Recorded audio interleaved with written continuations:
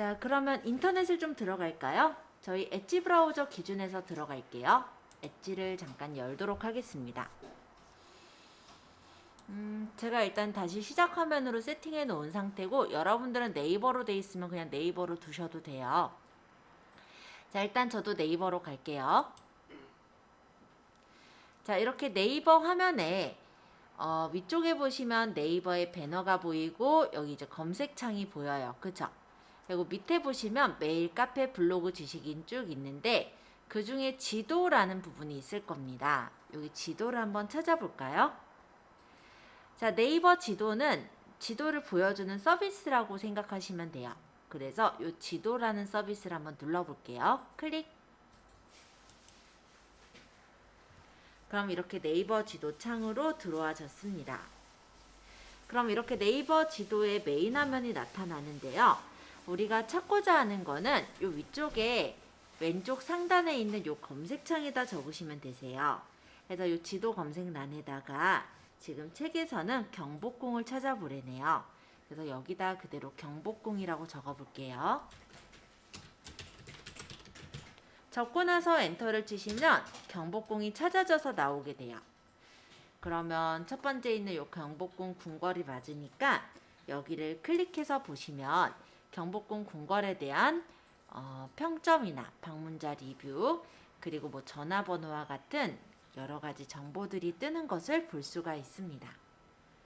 근데요, 여기까지만 보시는 게 아니라 여기서 조금 더 확인해 볼게요. 내가 만약 경복궁 근처에 놀러 왔어요. 근데 만약에 여기 근처에 약국이 어디 있는지 내가 알아야 될 때가 있잖아요. 그럴 때는 여기다 그냥 검색하시면 돼요. 원래 이게 주변이라는 건데 은행, 약국, 병원 웬만한 게 여기 다 있어요. 그래서 여기서 고르셔도 되지만 굳이 그럴 것 없이 여기다 바로 치셔도 돼요. 제가 여기다 약국이라고 적으면 지금 있는 이 지도에서 근처에 약국들이 어디 있는지가 이렇게 보여집니다. 그래서 내가 지도를 펴놨을 때 그 지도 근처에 있는 약국이나 아니면 병원이나 아니면 내가 예를 들어 뭐 주유소가 필요하면 주유소나 이런 것들을 찾고자 할 때는 검색창에 바로 또 그 약국이나 병원을 치시면 나온다라고 보시면 되겠습니다. 자, 그리고 이번에는요, 여기 잠깐 X 눌러 닫을게요. 이 근처를 내가 보고 싶어요. 내가 처음 가는 장소다 보니까 여기 근처가 어떻게 생겼는지 보고 가고 싶을 때가 있겠죠. 그럴 때는 옆에 보시면 혹시 오른쪽 상단에 거리뷰라고 보이시나요? 거리뷰를 눌러서 내가 원하는 길을 여기 파란색으로 표시된 길 중에 클릭을 해보시면요. 그 근처의 길을 이렇게 화면으로 보실 수가 있습니다. 거리뷰는요, 여기 자동차가 지나가면서 찍은 길이에요. 그래서 지금 상태의 화면은 아니고 지금 제가 찍은 부분은 2022년 1월 달에 촬영한 사진이라고 하네요. 자, 마우스를 누르면서 끌면 이렇게 이동이 되고요. 네, 여기 거리뷰를 누르니까 파란색으로 이렇게 선들이 생겼죠. 그 다음 내가 보고 싶은 거리를 찍어요. 여기 클릭 이렇게.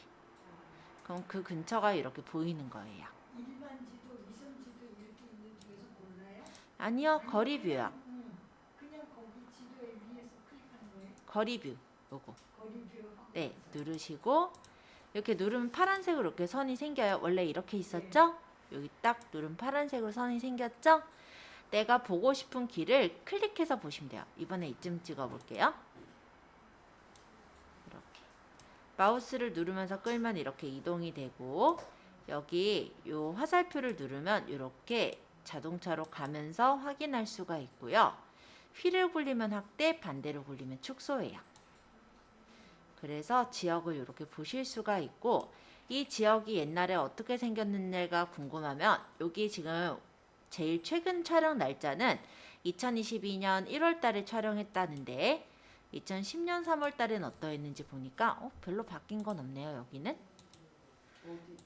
좀 바뀌었나요? 여기 말 동상 같은 게 없어진 것 같기도 하다. 그죠?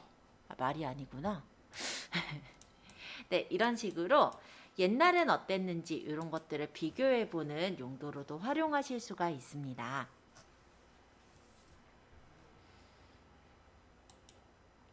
자, 거리뷰 한번 가볍게 설명드려 보았고요. 거리뷰가 돼 있으면 정신없죠. 그럼 잠깐만 풀어서 볼게요. 그럼 이렇게 화면이 보이고 여기 거리뷰를 다시 누르면 풀려져요. 만약에 내가 거리뷰를 다시 누르면 이렇게 나는 이번엔 여기 주민센터 근처에 투표장 근처를 보고 싶다면 이렇게 찍어보면은 이 근처 지리를 이렇게 확인할 수가 있죠. 그리고 내가 만약에 이거를 다 봤어요. 이제 다 봐서 창을 닫고자 한다면 옆에 여기 X 보이죠? X 누르면 창이 닫아져요. 그리고 거리뷰를 끄면 이렇게 꺼지는 거예요. 옛날에 저희 학원 위치가요.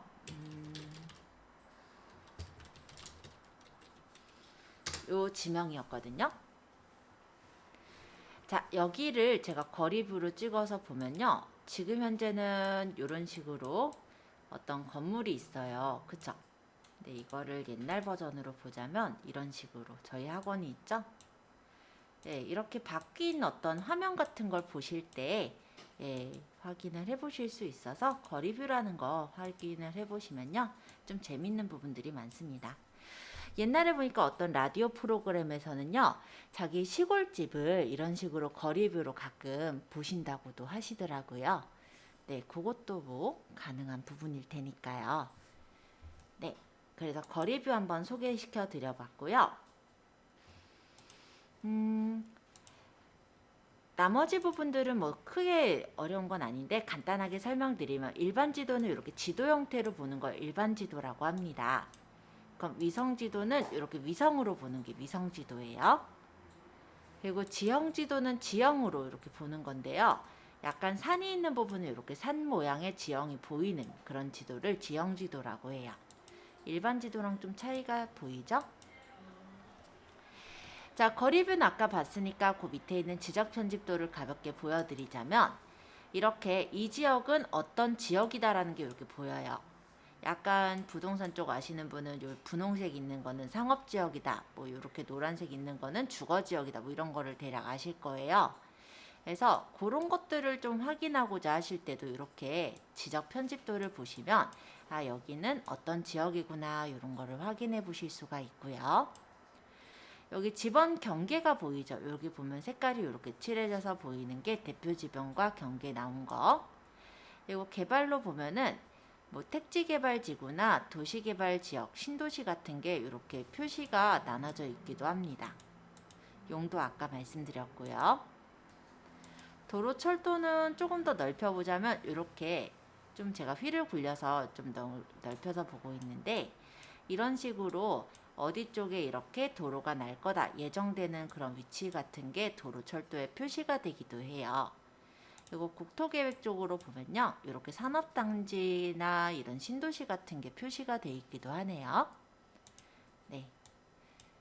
지도를 보실 분들은 이런 것도 궁금하실 수도 있어서 가볍게만 소개시켜 드렸고요.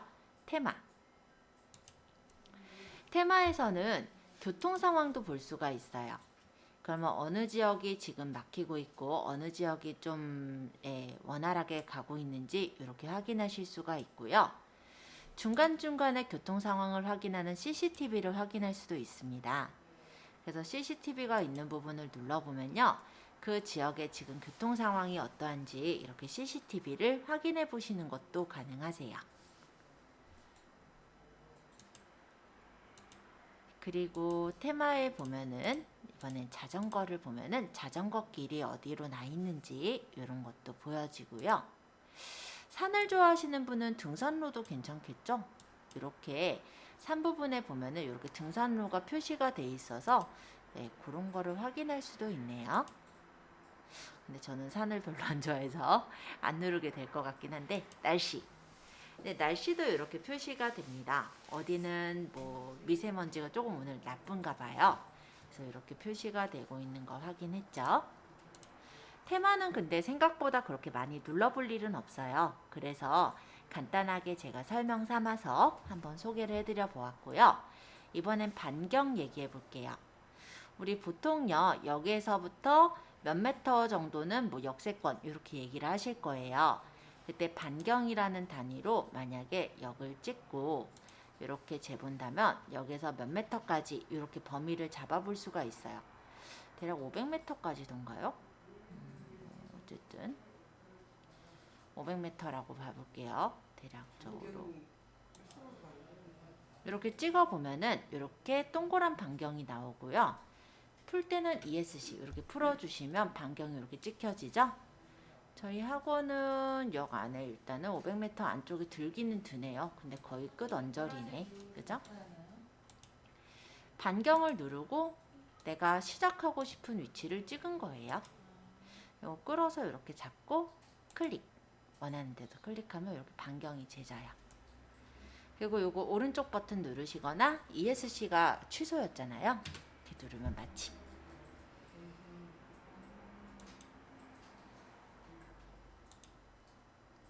자, 면적은 이런 건데요. 예를 들어 내가 이 땅의 면적을 재고 싶어요. 그럼 면적을 눌러서 클릭, 클릭, 클릭. 예를 들어 클릭 이런 식으로 재고 오른쪽 누르면 이 면적이 어느 정도 나오는지 대략적으로 잴 수가 있습니다. 물론 아주 정확하게 재려면 다른 측정 도구를 사용해야 되겠지만요. 그래도 대략적인 면적을 재실 땐 활용하실 수가 있겠죠. 뭐 가끔 이제 논이나 뭐 밭 면적 재고나 하실 일이 혹시 있으시다면 활용해 볼 수는 있을 것 같네요. 자, 그 다음 거리. 예를 들어서 저희가 학원까지 중곡역에서 학원까지 오는 거리가 어느 정도 되는지가 궁금해요.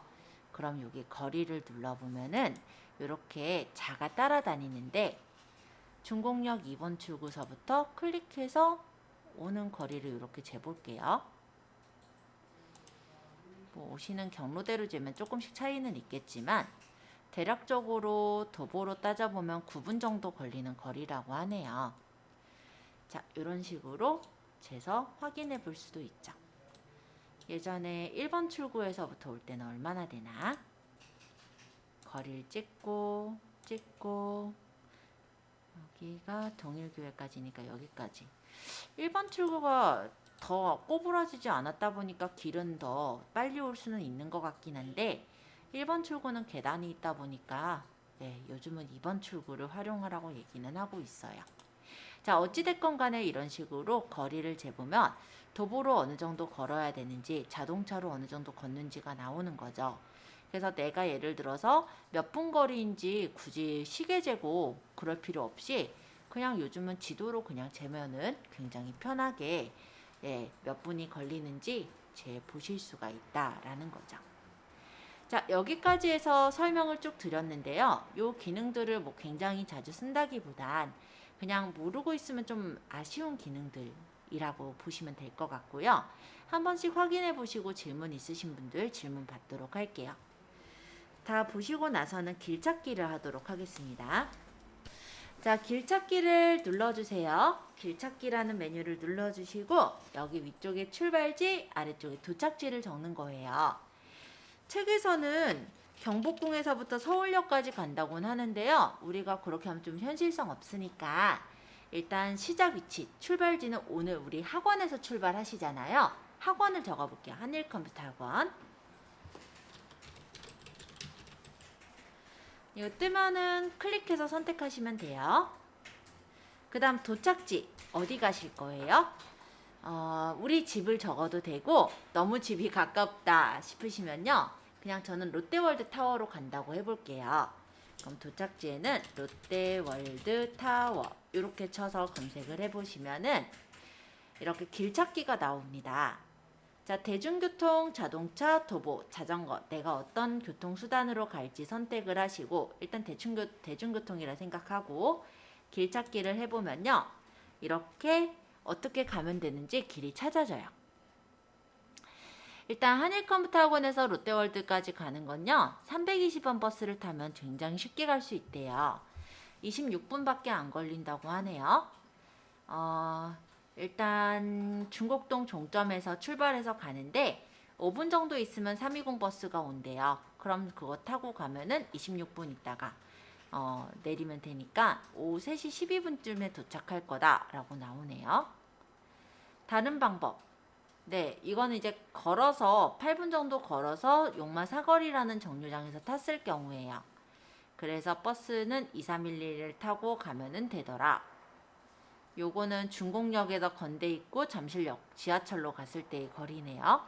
이 경우는 32분 정도 걸린다고 해요. 자, 이런 식으로 내가 대중교통을 탈 때 어떻게 가면 되는지 이런 것들을 쉽게 알고자 할 때는 길찾기로 보시면 되세요.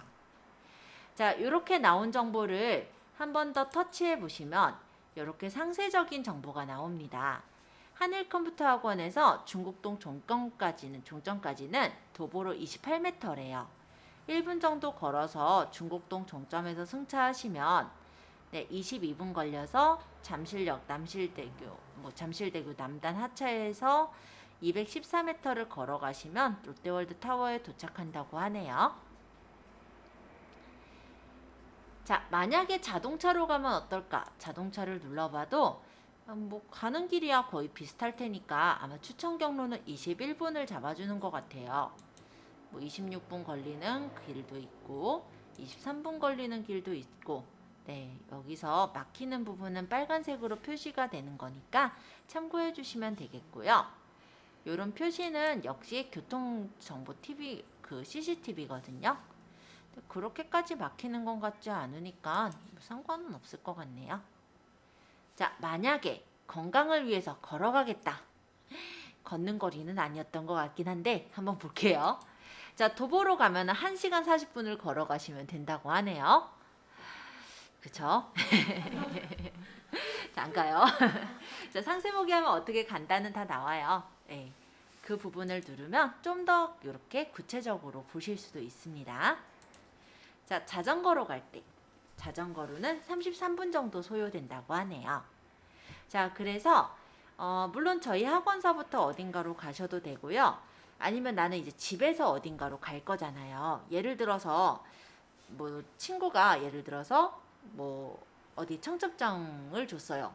그럼 거기 이제 장소가 적혀 있잖아. 나 거기까지 가야 돼요.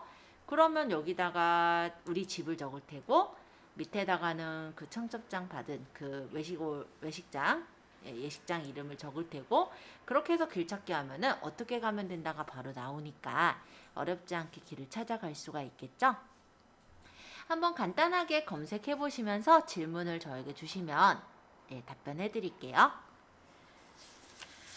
네이버 지도를 이용한 길찾기 한 번씩 보시고 질문사항 받도록 하겠습니다. 요거 확인하시고 나서는 버스랑 지하철, 기차 요거 마저 조금 더 설명드리고요. 그러고 어플로도 요거는 찾아서 갈 수가 있어요. 그래서 어플로도 찾아보시는 방법 안내를 드리도록 할게요. 자, 버스를 누르면 이렇게 버스가 가는 경로를 볼 수가 있어요. 만약에 2012 버스가 어디를 지나가나 궁금하면 2012 이렇게 쳐서 엔터 치시면 2012 버스가 찾아지고 클릭하시면 어디를 경로에서 가는지를 확인할 수가 있습니다. 그리고 어디에 지금 차가 가고 있는지도 이렇게 보여져요. 그러면 지금 중곡동 입구 쪽이니까 종점 지났네요. 그럼 조금 있다가 이 차가 오겠네요. 이런 거 우리가 확인할 수도 있겠죠. 그리고 2012 쳤을 때 첫 차랑 막차가 몇 시의 타임에 있고 배차 간격이 얼마나 있는지 이런 것들을 확인할 수가 있어요. 자, 이번엔 버스 말고 버스 정류장 쪽을 좀 확인해 볼게요. 자, 저희 학원이 있는 버스 정류장이요. 중곡동 종점이라서 저는 중곡동 종점을 치도록 하겠습니다. 중곡동 종점은 두 개죠. 신성시장 앞방면으로 가는 거랑 대원고교 앞방면으로 가는 게 있는데 만약에 내가 신성시장 앞방면에 있는 중곡동 종점 버스 정류장을 확인해 보면 320 버스는 7분 있다가 17분 있다가 오는구나. 2012 버스는 3분 있다 오네. 지금 뛰어내려가야겠다. 이런 정보들을 확인할 수가 있습니다. 해서 우리가 만약에 버스 정류장에 이렇게 시간표가 나온 경우도 있겠지만요. 우리가 이제 집에서 준비해서 버스 정류장에서 버스를 타고 가고 싶을 때 또는 학원에서 수업을 배우고 수업을 마치고 나서 이제 버스를 타고 가고 싶을 때 막상 내려가 보는데 버스가 이미 떠나고 없으면 한참 기다려야 되잖아요. 그렇다면은 미리 이런 것들을 체크하고 내려가시면은 바로 버스를 타실 수도 있겠죠? 그런 부분에서는 좀 유용하게 쓰세요. 지금처럼 날씨가 그래도 좀 푹해졌을 땐 상관없는데 비가 오거나 아니면은 예를 들어서 너무 덥거나 아니면 너무 추울 때는 요게 은근히 좀 쓸모가 있어요. 그래서 이런 것들 조회해 보시는 것도 한번 확인해 보았습니다. 자, 이번엔 지하철로 가볼게요. 지하철은 지하철 노선도가 나와요. 그래서 출발지랑 도착지를 직접 입력하실 수도 있고요. 여기서 이렇게 마우스로 끌어서 출발지를 직접 찍고 그 다음에 도착지를 찍어서 여기서부터 여기까지 갈 때 얼마나 걸리는지 이런 거 어디로 가면 되는지를 지하철 노선도에서도 확인할 수가 있습니다. 일단은 제가 아무데나 찍었긴 한데 출발지는 중공역을 찍었고요. 도착지는 석촌역을 찍어 보니까 최소 시간으로는 일단은 2번 갈아타는데 22분 걸린대요. 그러면 난 좀 덜 갈아타는 경로로 가고 싶은데 라고 했더니 이거는 석촌역까지 9호선 타고 가는 길은 46분 걸려요. 나 차라리 그냥 2번 갈아타고 갈게요. 그죠? 자, 이런 식으로 내가 어떻게 가면은 갈 수 있는지 그 길 그리고 시간은 얼마나 걸리는지 이런 것들을 확인을 해줄 수가 있거든요. 그래서 지하철 노선도도 간단하게 한번 소개를 해드려 보았고요. 지하철 노선도를 조금 더 상세적으로 보시면 빠른 환승은 어디서 한다라는 것도 이렇게 나와요. 그리고 내리는 분은 오른쪽에서 내려서 도보 환승로는 2분 걷는다. 이런 것들까지 정보가 나오기 때문에 만약에 어떤 시간을 다퉈서 좀 빨리 가셔야 된다라고 한다면 내리는 문과 환승로까지 좀 체크를 해서 가실 수가 있겠죠. 그런 점에선 좀 유용하게 보시지 않을까 싶습니다. 그리고 석촌역에 제가 도착을 했을 때 출구 정보를 보면요. 1번 출구에서는 어떤 버스들을 탈 수 있고 2번 출구에서 어떤 버스들을 탈 수 있는지 이런 버스 정보까지 나오고 있어요. 그렇기 때문에 내가 만약 환승을 해야 되는 경우라고 했을 때도 몇 번 출구에서 타야 몇 번 버스를 탈 수가 있구나까지 확인을 해 보실 수가 있을 거예요. 자, 지하철 노선도 가볍게 설명드렸고요. 질문사항 있으신 분 질문 주세요. 자, 지금 설명드린 건 버스와 지하철 이 두 가지 설명드렸습니다. 질문 받도록 하고요. 기차는 사실 여기선 사실 많이 체크는 안 해서 요거는 나중에 이제 기차 예매하는 것도 해볼 거거든요. 그때 설명하는 걸로 할게요. 버스, 지하철 두 가지 일단 확인해 주세요. 자, 이번에는 아까 전에 했었던 거를 모바일에서 해볼 거예요. 왜냐면 우리가 이제 길을 찾거나 아니면 길을 이제 검색하거나 할 때 일반적으로 컴퓨터를 다 갖고 다니시지는 않으시잖아요. 그래서 핸드폰으로 길을 찾는 게 필요하시겠죠? 자, 어플을 좀 설치할 건데요. 어플을 설치하기 위해서는 핸드폰에서는 플레이스토어라는 걸 들어가셔야 돼요. 그래서 화면에 여기 플레이스토어를 한번 찾아주실래요? 삼각형 모양으로 되어 있습니다. 플레이스토어를 찾으신 분은 터치. 그럼 이렇게 플레이스토어가 열렸어요. 여기까지 잘 열으셨나요? 깔려 있으시고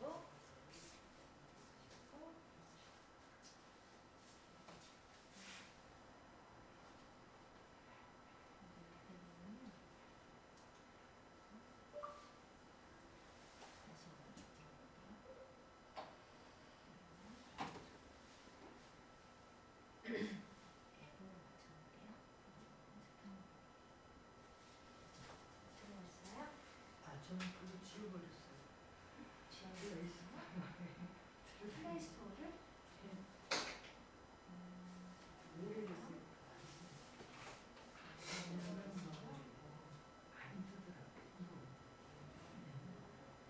엄청나게 성장이 완전 못해요. 알려줄 거예요? 네. 자, 여기 앱 및 게임을 검색하세요라는 검색창을 터치합니다. 그리고 저희가 찾을 건 뭐냐면요. 카카오 맵이에요. 아이고, 영어로 적혔죠? 네, 맵. 톡 말고요. 카카오 맵. 네, 카카오 맵이라고 하는 지도 찾는 어플이에요. 우리가 네이버 지도도 물론 괜찮긴 한데 사실 지도는 다음 쪽이 조금 더 좋은 편이라서 저는 실제 어플을 사용하는 건 카카오 맵을 활용하고 있어요. 그리고 카카오 맵은 카카오톡도 같이 연동을 시킬 수 있어서 친구들한테 예를 들어서 내가 어디쯤 와 있다라는 위치를 전송할 때도 활용을 할 수는 있거든요. 그래서 저는 카카오 맵을 기준해서 설명드리고 있습니다. 저도 업데이트 하라고 하네요. 저도 그럼 업데이트를 한번 누를게요. 카카오 맵이 설치 안 돼 있으신 분은 설치해 주시고요. 조금 기다렸다가 그러면 설치되면은 화면을 좀 보도록 하죠.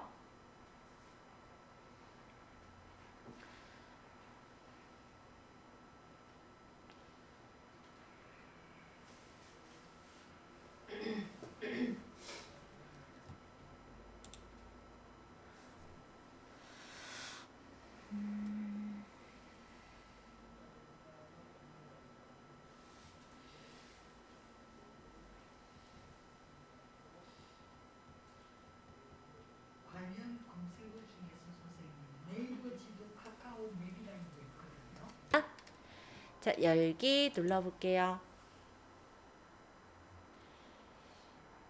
이거는 이제 투표소 안내 지웠는데 일단 얘는 닫을게요. 닫기. 자, 요런 창이 나올 때까지 일단 좀 진행해 주시고요. 여기서부터 저는 설명드릴 거예요. 지금 앱을 딱 열면은 내 위치가 이렇게 빨간색으로 표시가 됩니다. 그리고 여기 혹시 화살표 보이시나요? 이 화살표는 뭐냐면 내가 핸드폰을 들고 있는 방향이라고 생각하시면 돼요. 그래서 저는 지금 핸드폰을 지금 이쪽 이제 뭐랄까 다른 쪽으로 이렇게 두고 있으면은 이런 식으로 핸드폰의 방향이 이렇게 바뀌어서 보이죠. 이런 게 핸드폰의 방향이 바로 되겠고요. 그래서 내가 어느 방향으로 보고 있는지가 여기서 이렇게 표시가 돼서 보이는 거예요. 그리고 여기가 이제 내 근처 위치라고 보시면 돼요. 자, 이 위쪽에 보시면 사전투표소, 선거일투표소 이런 게 나와 있는데 요 근래 이제 사전투표를 할 때잖아요. 그러다 보니까 내가 지금 있는 위치에서 사전투표소가 어디 있나 요걸 이렇게 터치를 해보시면요. 네, 여기 보시면은 530m 있는 데가 제일 아마 빠른가요? 네, 지도 중심, 정확도심이 있는데 지도 중심에서 보면은 사전투표소가 내 위치 중심으로 봤을 때 385m. 요게 아마 제일 가까운 것 같네요. 그럼 이렇게 눌러보면은 해당 위치가 이렇게 표시가 돼서 보이고요. 여기까지 길찾기에서 가면은 네 이렇게 가면 된다라는 게 안내가 나와요. 그거는 크게 상관은 없을 것 같아요. 자, 어쨌든 이 위쪽에 있는 것들은 최근에 이제 많이 눌러볼 것들을 얘네가 띄워놓은 거고요. 만약에 이렇게 생각해보죠. 내가 이 근처에 놀러 왔는데 아까도 뭐 비슷한 상황인데 여기서 이제 약국을 찾아가야 돼요. 근데 약국이 근처에 볼 때 안 보이는 거예요. 그러면 어떻게 하느냐? 여기다 검색하시면 돼요. 약국. 자, 여기 위쪽에 검색창을 터치를 하시고 여기다가 약국이라고 적으면 근처에 약국들이 쫙 나와요. 몇 메터, 몇 메터, 몇 메터, 몇 메터 이렇게 표시가 되는데 그러면 268m 있는 게 지금 저는 좀 제일 가깝겠네요. 그러면 268m 있는 종합약국이란 데를 터치해보면 여기가 어디에 있는지 이렇게 표시가 되고 여기까지 길찾기를 누르면 거기까지 가는 길이 보여집니다. 차로 가는 길, 이거 이제 지하철이나 대중교통으로 가는 길, 걸어가는 길. 난 걸어갈 거면 걸어간다. 터치해 주시면 걸어서는 약국까지 한 6분 거리에 있네요. 그죠? 그 표시가 보여야 돼요? 어디요? 이 위쪽에. 이게 차, 얘가 대중교통, 얘가 이제 걷는 거 도보, 얘가 자전거. 그게 안 보이는데. 약국을 찍어야 돼요? 약국을 터치하셔야죠. 그래야 그 약국에 가는 길을 찾을 수가 있으니까. 나오는데 여기서 지금 내 길 여기에 보면은 버스 정류장 안 보이세요? 요거 버스 정류장을 누르시면 이 밑에 이렇게 이 버스가 몇 분 몇 초 있다가 도착하는지가 보이는 거예요. 길 지도가 보이는 건 아니에요. 그냥 요렇게 보여지는 거예요. 자, 그러면 내가 만약 어딘가를 간다 라고 가정을 해보죠. 그러면 그때는요, 이 위에다 이제 검색을 하는 거예요. 자, 길찾기를 누르고 검색을 해도 돼요. 여기 길찾기를 먼저 누르고 찾아볼까요? 자, 길찾기를 한번 터치. 그러면 현 위치는요, 내가 지금 있는 위치를 GPS에서 대략적으로 잡은 위치가 나와요. 물론 약간의 오차 범위는 있어요. 특히나 지금처럼 건물에 들어와 있을 때는 GPS가 좀 잘 안 잡히는 경향이 있기 때문에 근처로 잡힌다고 생각하시면 돼요. 어찌됐건 간에 내 근처니까 크게 상관은 없죠? 자, 여기 도착지 입력에 터치를 합니다. 자, 여기 터치를 하시고 여기다가 내가 가고 싶은 곳을 적어주시면 돼요. 예를 들어서 테크노마트를 가겠다. 그럼 테크노마트를 이렇게 쳐주시면은 테크노마트로 가는 게 나오겠죠. 요거는 이제 차로 가는 길. 차로 가면은 거리는 15분 걸린다고 해요. 만약 안내 시작을 누르면 이제 내비가 열리면서 가는 길을 안내해 주게 되는 거고요. 요거는 뭐냐면 자동차가 아니라 지하철이나 버스로 가는 길. 그러면 지하철이나 버스를 타고 간다라고 했을 땐 33분, 뭐 31분, 32분 요 정도 걸리는 것 같은데 만약 31분 걸리는 요 거리로 가겠다라고 한다면 광진공사번 타고 가면 된대요.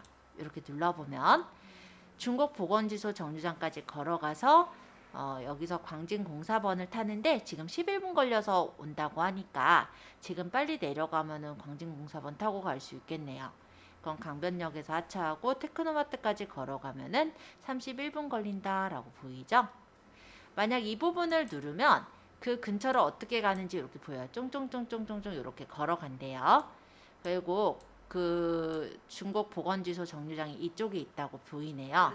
여기서 이제 버스 타고 가서 버스 길이 이렇게 표시가 돼서 보이죠? 좀 길어요. 네, 그죠? 네, 여기서 내려서 이쪽으로 도착한다. 이런 식으로 여기 눌러서 그냥 봐도 돼요. 이렇게 테크노마트까지 걸을 때 여기서부터 이렇게 걸어가는구나. 이런 정보까지도 바로 확인할 수가 있기 때문에 어렵지 않게 확인이 가능하세요. 그리고 이 근처가 어떻게 생겼는지 잘 모른다 라고 하실 때는 아까 여기 지도 여기 로드뷰거든요. 자, 로드뷰를 눌러서 내가 원하는 곳에 이렇게 로드뷰를 이동시켜 놓고 로드뷰 보기를 눌러주시면요. 그 지역을 이렇게 보실 수가 있어서 내가 처음에 만약에 가는 지역이다라고 하더라도 그리 어렵지 않게 찾아가실 수가 있을 겁니다. 지도로 이렇게 찾아보시는 것도 가능하시니까 참고해 주세요. 뒤로 가기 하면 다시 빠져나오죠? 로드뷰 눌러서 끄면은 다시 빠져나와요. 여기가 뒤로 가기, 얘는 닫기. 뒤로 가기 누르면 더 전으로 이렇게 넘어가집니다. 아까 광진공사번 타는 길을 봤는데요. 이번엔 광진공사번 타는 길을 한 번 더 눌러보면은 얘는 구세마을금고 정류장까지 걸어간대요. 눌러보니까 조금 걷네요. 1분 정도 89m 이동해서 버스 타고 가서 하차를 하는데 하차하는 위치는 여기 똑같은 위치에 하차하네요. 그럼 저는 광진공사번 안 타고 3번 탈 것 같아요. 자, 이런 식으로 정보를 찾아보실 때 활용하실 수가 있습니다. 이게 뒤로 가기. 만약 걸어간다. 57분 걸린대요. 뭐 일단 운동을 하시기 위해서 걸어가시는 경우는 괜찮을 것 같긴 한데 살짝 먼 거리일 것 같기도 하네요. 그죠? 자, 자전거로 간다.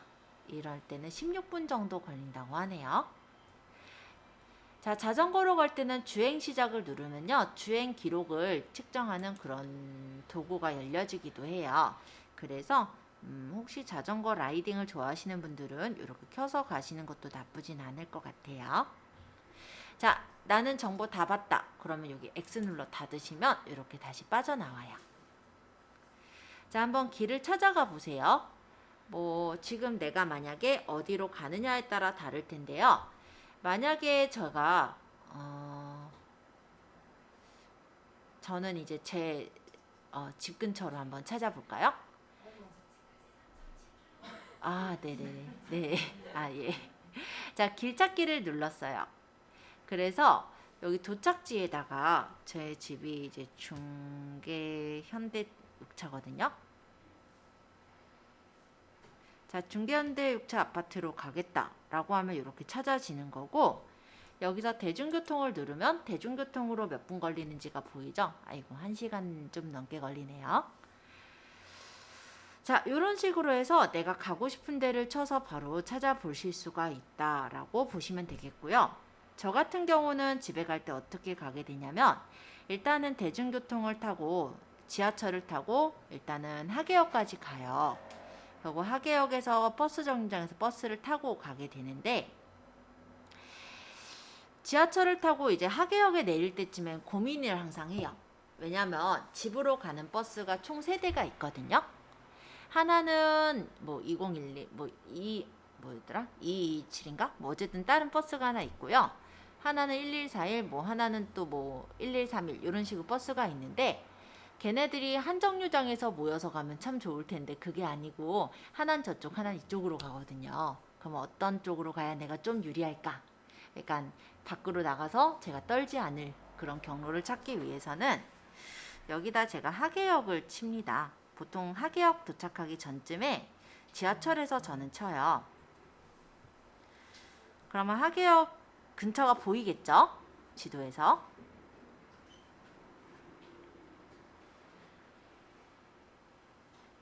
그럼 이 하계역 근처를 이렇게 볼 때 마찬가지로 여기 이렇게 버스 정류장이 있단 말이에요.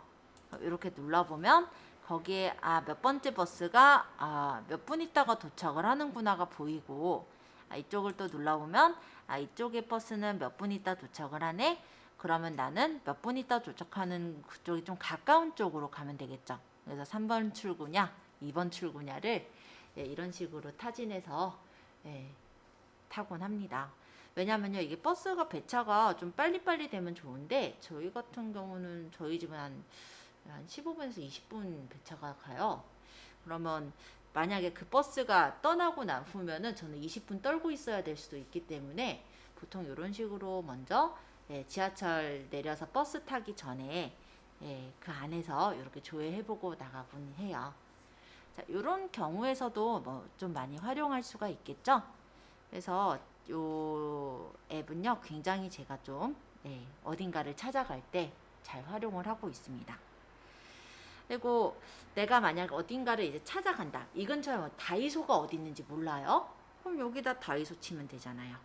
내가 있는 지역 근처에 여기 터치를 하면 내 지역이 나오죠. 내가 있는 위치가. 그럼 여기다가 다이소 이렇게 치면은 다이소가 나오는데, 이 근처에는 군자역점, 중곡역점, 아차산역점이 있네요. 보니까는 길이상으로는 중곡역점이 작을 테니까 중곡역점을 찍고 걸어가게 되겠죠, 보통은. 근데 이걸 걸어갈 때 내가 제대로 가고 있나, 이게 이제 궁금하시면 걸어가면서 이걸 보는 거예요. 그러면 여기서 이 빨간색 점이 이제 움직여 갈 텐데, 얘를 한번 터치해 볼게요. 어떻게 되냐면 빨간색 점이 이렇게 어느 위치 쪽으로 가고 있는지가 보여요. 물론 지금 제가 조금 움직인다고 얘가 자세히 지금 보여질 리는 없겠지만, 어쨌든 따라가다 보면은 내가 엉뚱한 반대편 방향으로 가고 있거나 딴 데로 가고 있으면 빨간색 점이 엉뚱한 데로 있을 테니까 다시 되돌아갈 수 있잖아요. 그래서 약간 저는 길치 부분이 좀 있다 보니까 이런 것들을 이용해서 찾아가면은 전혀 그런 길을 찾는 데 어려움은 없는 것 같아요. 해서 한번 찾아보시고 질문사항 좀 받도록 하고요. 그러고 지하철 노선도 찾는 것도 한번 더 볼게요. 다시 한번 설명을 드려보면 이렇게 생각하시는 분도 있더라고요. 이 지도 검색이 꼭 내가 있는 위치에서만 검색이 되느냐? 그거는 아니죠. 여기 출발지를 내가 원하는 대로 바꾸면 그 출발지서부터 도착지까지 검색하는 거 당연히 가능하고요. 또 하나, 이제 집에 갈 때 매번 내 집 주소를 치시기가 불편하시다, 이런 경우도 있으실 거예요. 그렇다면 잠깐 빠져나와서 제가 아까 카카오맵부터 처음부터 들어가서 보여드려 볼게요. 카카오맵에서 길찾기를 제가 한번 터치를 해보면 여기 집, 회사, 편집 이런 게 보여요. 저는 이미 집을 넣어놨기 때문에 여기 집을 딱 누르면 제 집 위치가 딱 자동으로 찍혀요. 자, 입력해 놓으면 그래서 내가 매번 집 주소를 치지 않아도 좀 쉽게 찾아가실 때는 길찾기의 집 주소를 미리 입력해 놓는 것도 하나의 방법일 것 같아요. 그럼 내가 어딘가에 있더라도 그냥 이 집을 딱 눌러서 설정만 하면은 그 집까지 가는 길을 바로 찾을 수가 있으니까요. 그래서 요거는 이제 뭐 내가 이제 하시고 싶으신 분들은 좀 설정해 놓으시면 좀 좋은 서비스일 것 같고요. 만약에 집을 잘못 입력했을 땐 그 옆에 편집 눌러서 수정도 가능하시니까 참고해 주세요. 자, 일단은 여기까지 설명할 때 질문사항 있었는지 보고요. 딱히 없으셨으면 지하철 노선도를 좀 볼 거야 합니다. 자, 여기 석삼자 보이세요? 이 석삼자를 눌러 들어가 보시면은 지하철 노선도가 있어요. 그래서 지하철역명을 직접 검색하시거나 이렇게 끌어서 지하철역명을 터치해 주시면 여기 출발지로 할 거냐 도착지로 할 거냐 이렇게 뜹니다. 저는 중곡역에서 출발할 거니까 출발지. 그 다음 내가 갈 역이 만약에 아까 여기 석촌역이다. 아이고 손으로 해야겠다. 석촌역이다 하면 석촌역을 찍고 여기를 도착지로 잡아주시면은 여기서부터 도착지까지 소요시간이 얼마나 걸리는지 최단시간과 소요시간을 바로 체크해서 보시는 것도 가능해요. 그리고 어떤 분들은 저기 뭐 인천까지도 취업을 하셔서 다니시는 분들이 있거든요. 근데 그렇게 멀리 가시다 보면은 중간에 졸 수도 있잖아요. 그러면 여기 보시면은 알람시계 있죠? 이거 맞춰놓으면은 그 역쯤 지나갈 때쯤 돼서 얘가 알람이 울려요. 그래서 그렇게도 활용하실 수가 있다. 이 정도로 말씀드려 볼게요. 지하철 같은 경우는 여기 석삼자 누르시면 돼요. 석삼자 눌러서 여기 지하철 노선도를 누르시면 노선도를 찾아볼 수가 있습니다. 그리고 노선도에서 내가 출발할 시작 위치를 클릭, 그러니까 중곡역에서 갈 거면 중곡역을 클릭해서 출발로 맞추는 거예요. 만약에 도착역을 내가 만약 올림픽공원으로 가겠다. 그럼 올림픽공원을 체크하시고 도착지로 설정하시면 출발지랑 도착지가 이렇게 체크가 되겠죠? 그러면 최단 시간이 27분 걸리는구나. 출발 시간이 5시 55분 출발하면 15시 55분 출발하면 16시 22분에 도착하는구나. 이런 것도 확인할 수가 있고요. 그리고 만약에 가다가 졸 거를 대비해서 알람 시계를 울려놓으면은 카카오 지하철 앱이 있을 때 쓰는 거긴 한데 알람이 울려지기도 한다. 보시면 돼요. 저는 알람까지는 안 쓸 거라서 지하철 앱은 설치해놓고 쓰진 않고 있어요. 자, 질문사항 받습니다. 특별히 질문 없으시면은 일단은 맵은 요 정도 설명하면 유용하게 쓰시지 않을까 이런 생각이라서 요 정도 일단 말씀드릴 거고요. 네. 출발지를 잘못 찾겠어요? 출발지를 못 찾는다고요? 잠깐만요. 이제 조만간이면 하늘길도 열릴 테고 어딘가 이제 여행도 많이 가실 수도 있고 또 궁금한 사항들은 인터넷으로 찾아보시기도 해야 되겠죠? 그래서 그런 것들을 좀 보고자 하는 부분이에요. 128페이지입니다. 자, 일단 엣지 브라우저 기준에서 보여드릴게요. 자, 네이버로 가겠습니다. 네이버를 열어서 여기 네이버 검색창에다가 우리 여기 사전이라는 게 아마 보일 거예요. 네이버 검색창 밑부분에 사전을 한번 눌러보세요. 그러면 어학사전과 네이버 창에서 여기 사전 클릭해 보시면은 이렇게 어학사전과 지식백과 이런 게 나오네요. 내가 만약에 찾고 싶은 걸 여기다 검색을 하시는데요. 격세지감이라고 한번 쳐보래요. 자, 격세지감 적어볼게요. 이렇게 검색해 보니까 격세지감이 무슨 뜻을 가지고 있는지 이런 것들이 보여지죠?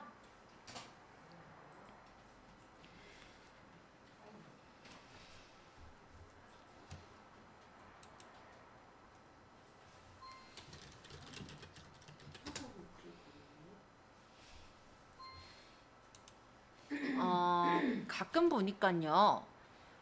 친구들 이제 다른 사람들이요. 뭐 핑프라고 하는 얘기도 하더라고요. 그래서 핑프라고 쳐보니까는 핑프가 무엇을 뜻하는지도 이렇게 보여지죠. 그래서 그냥 요즘 막 줄임말 많이 쓰잖아요. 아마 쳐보니까 이런 식으로 나오기도 하네요. 자, 좋은 뜻은 아니긴 했어요. 한번 갑자기 생각나서 쳐봤는데 이런 식으로 해가지고 내가 어떤 단어나 이런 게 잘 모를 때 찾으실 수 있는 게 어학사전이라고 보시면 될 것 같아요. 자만추 모르면 이렇게 쳐보시면 돼요. 그러면 자연스러운 만남을 추구하는 거래요. 참 별말이 많아요. 그쵸? 아이고 내 참말로 그죠? 예, 나 자만추가 뭔가 했어, 그쵸? 근데 뭐 이런 식으로 줄여서 말하니까 난 못 알아듣겠는 거예요. 그럼 저도 쳐요. 아유, 벌써부터 예. 지식으로 들어. 아, 그래요. 예. 자, 여기 보시면은 사전 위쪽에 파파고라고 있습니다. 파파고는요, 언어를 번역해 주는 건데요. 여기다 번역할 내용을 적으면 여기서 이제 내가 원하는 언어로 번역을 해서 볼 수가 있는 거예요. 자, 네, 요 위쪽에 있어요. 아까 여기 사전 옆에 여기 파파고. 자, 여기다 번역할 내용 한번 적어볼게요. 따뜻한 바람을 타고 봄이 찾아왔어요.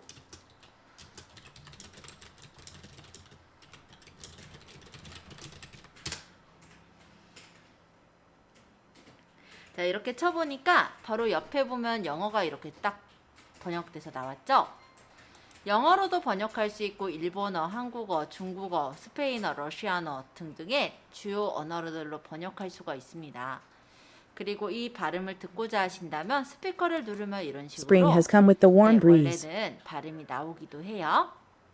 파파고가 좀 재밌는 건요. 영어를 쳐보면 우리나라 사람들이 영어를 한글 발음으로 읽어서 하는 걸 좋아하잖아요. 요거 좀 적어준다는 게 좀 특이하기는 해요. 근데 일어나 뭐 다른 중국어는 그런 게 적혀 있지는 않는 것 같아요. 앵무새 같은 게 뜨던데요, 파파고. 네, 원래 파파고는 앵무새 모양이 뜹니다.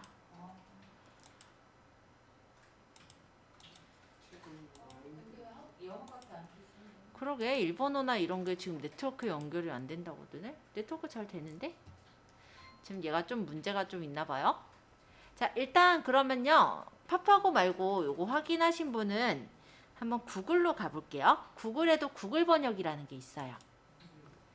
자, 구글에다가 구글 창에서 안 하시고 들어가셔도 상관없는데 구글 창에서 기왕에 할게요. 구글 번역. 이렇게 쳐서 구글 번역 사이트로 들어가 보시면 마찬가지로 이렇게 번역하는 게 나와요. 네, 파파고보다 좋은 점은 언어가 굉장히 많이 있습니다. 그래서 어느 나라를 놀러 가시든 상관이 없을 것 같죠, 그쵸? 자, 한번 또 적어서 보여드릴게요.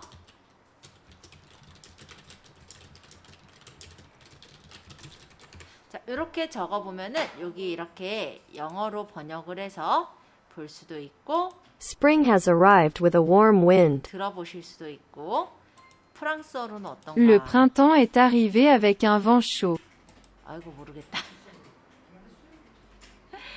자, 예를 들어서 내가 뭐 미얀마를 갈 일이 있다. 뭐 그럼 미얀마로도 들어보겠다. 이거 뭐야? 女巫地约推到你内都要去哪里？ 다 가능하기는 해요. 근데 못 알아듣긴 하겠다. 그쵸? 어쨌든 우리가 언어를 이렇게 쳐서 번역해 보는 게 가능하다라는 거예요. 영어가 아까하고 틀리네요. 조금 다르게 번역을 해줄 수도 있죠.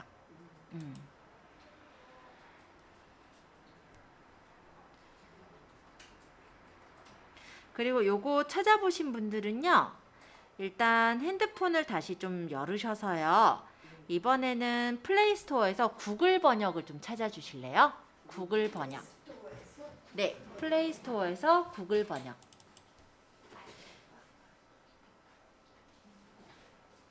간단히 말하자면 번역기 어플이에요.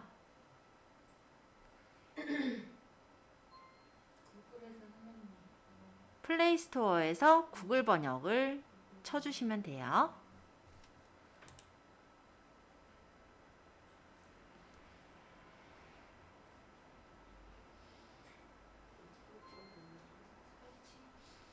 네, 설치해 주세요.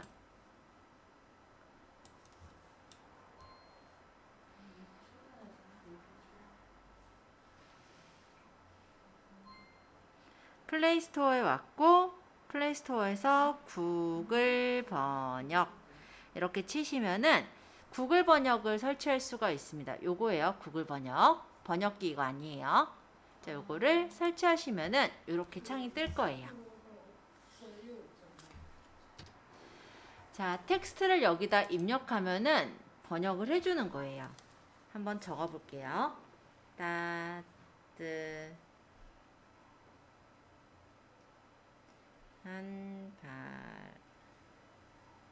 바람을 타고 봄이 찾아왔어요. 자, 이렇게 하니까 딱 나오죠. 이렇게 번역을 해줍니다. 그리고 번역이 된 단어를 들어보시는 것도 가능해요. 새로 번역을 해볼게요. 근데 우리가 타이핑을 그렇게 하기가 좀 쉽지가 않죠. 그래서 여기 마이크가 있어요. 딱 누르면 따뜻한 바람을 타고 봄이 찾아왔어요. 네, 제 말을 누르면 어까지 같이 읽었네요. 어쨌든 이렇게 그래요? 네, 이런 식으로 번역을 해서 보실 수가 있습니다. 영어가 아니라 여기 영어를 딱 눌러서 뭐 중국어나 독일어 다른 언어로 바꿔보면은 그 언어로도 체크를 해볼 수가 있거든요. 따뜻한 바람을 타고 봄이 찾아왔어요. 자, 이거를 이렇게 번역을 해주네요.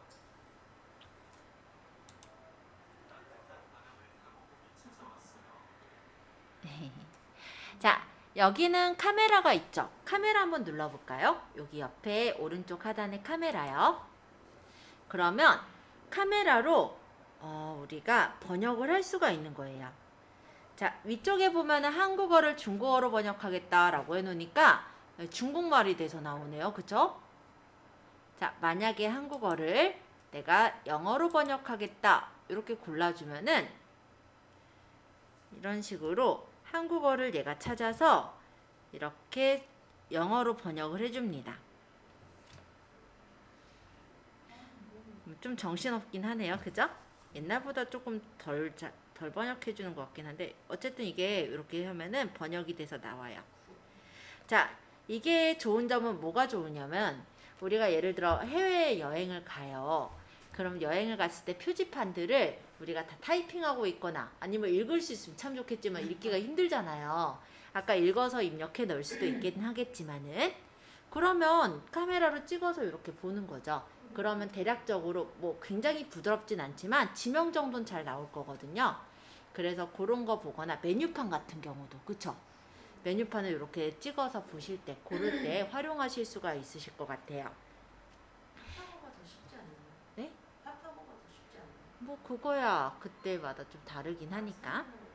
왜냐면 여기서는 이제 언어가 많아요. 그러니까요. 언어가 네, 언어가 많아서 좋은 거고 파파고 같은 경우는 나중에 이제 후발주자고 네이버에서 만든 거다 보니까 우리나라 정서에 맞게 만들기는 했죠. 그런 게 조금 차이라고 보시면 되겠습니다. 사용성이 그게 편한 것 같아요. 서버를 그런 분들은 또 그게 더 편하기도 해요. 자, 이쪽은 대화예요. 대화도 한번 눌러볼게요. 자, 그러면 한국어로 얘기하는 걸 번역을 해서 얘가 들어줘요. 이렇게. Translate what is being said in Korean. 몰라요. 이쪽은 모르겠네. 외국인은. 자, 어쨌든 이런 식으로 대화하는 거를 얘가 자동으로 들어서 서로 간의 두 언어를 같이 들어서 번역을 해주기도 한다라는 거죠. 선생님께 다 돼서. They say that they listen to each other as advice and even translate them. 네, 내가 그렇다고 말하는 하네요. 그 목소리가 마이크가 커서. 마이크가 이거는 마이크가 안 들리는데. 아, 그래요? 예. 제가 그냥 크게 얘기해서 그런 것 같아요. 예. 오케이. Why are you saying this? The mic doesn't sound like this, but I think 예, it's 재밌긴 because I 하네요. was just 자, 넘어가고.